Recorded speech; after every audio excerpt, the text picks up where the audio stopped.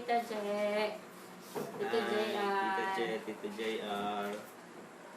Congratulations. Kumusta na kayo dyan? Sana okay kayo palagi dyan. Ate Che, congrats sa inyo ng Kuya JR. So this is your day, your special day. Kumbaga, ito yung matagal na hinihintay. So kahit nagkalayo kayo ng Kuya JR ng matagal, at least ngayon, magkasama na kayong dalawa.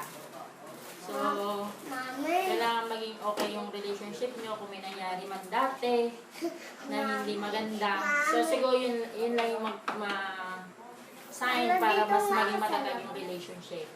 So give and take lang yung relationship ng husband and wife. Ulit naman ni Kahimil. O ikaw ang anak, sabi mo si Tita Che. Tita Che. Congrats po. Congrats po. Ano pa, Daddy? Message mo pa. Sana maging okay kayo dyan. Sana kung may konting tampuhan, pag-usapan agad ng maaga para hindi na lumala pa.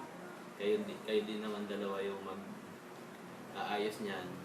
Kami, andito lang para sa inyo. Kung gusto nyo ng advice, nandito lang kami. Palagi. Ingat kayo dyan palagi.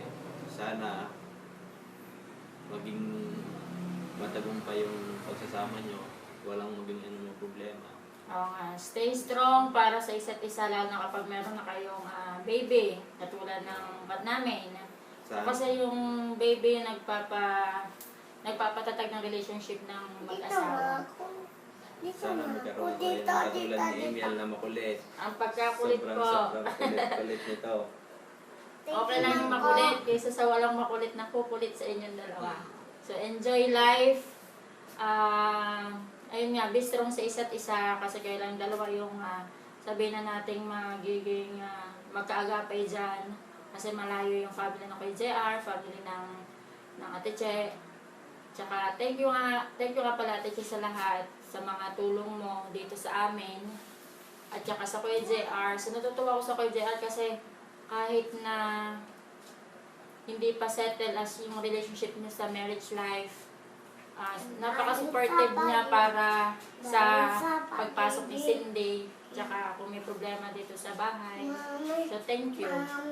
Bye-bye ka na sa tita. Bye-bye. Oh, meron pa yata, Daddy. Okay na. So bye-bye. Enjoy. Bye-bye, Bye-bye, Ate Che. Kuya JR. Ingat kayo dyan palagi.